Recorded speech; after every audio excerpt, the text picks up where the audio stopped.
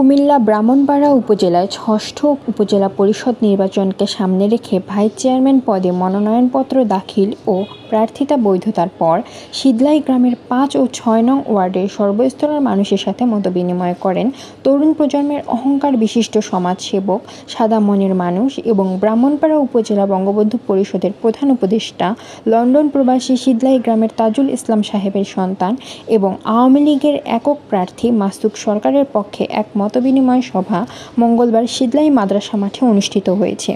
ব্রাহ্মণপাড়া প্রতিনিধি মোহাম্মদ সাইফুল ইসলামের ভিডিও ও তথ্যচিত্রে জানা যায়, মতবিনিময় সভায় সভাপতিত্ব করেন সিদলাই ইউনিয়নের আওয়ামী লীগের সাধারণ সম্পাদক আব্দুল কাদের বাচ্চু। অনুষ্ঠানে সঞ্চালনা করেন জাগরণের সভাপতি মোহাম্মদ মোস্তাক আহমেদ।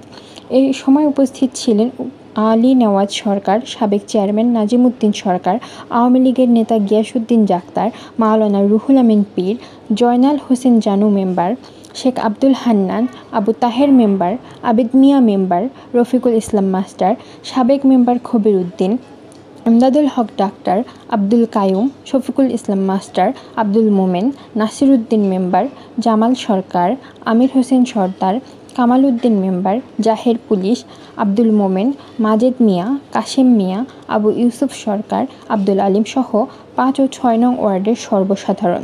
এ সময় ভাইস চেয়ারম্যান পদপ্রার্থী মাসুক সরকার বলেন, আমি যদি ব্রাহ্মণপাড়া উপজেলার ভাইস চেয়ারম্যান হতে পারি তাহলে হতদরিদ্র, অসহায়, ছিন্নমূল মানুষের পাশে থেকে তাদের সেবা করতে চাই এবং বঞ্চিত লাঞ্ছিত মানুষের অধিকার ফিরিয়ে দিতে চাই। আমি এখান থেকে নিতে আসি নাই, দিতে এসেছি। আপনারা আমার জন্য দোয়া করবেন। আগামী ২৯শে মে আপনারা যদি আমাকে আপনাদের মূল্যবান ভোট দিয়ে বিজয়ী করেন তাহলে আমি ব্রাহ্মণপাড়াকে ডিজিটাল ও মডেল উপজেলা হিসেবে রূপান্তর করব।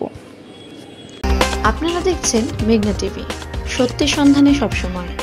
এছাড়া দেশ বিদেশের নিত্য নতুন খবর জানতে মেঘনা টিভির ফেসবুক পেজ facebook+meghnaTV.vd তে লাইক দিয়ে আমাদের সাথেই থাকুন।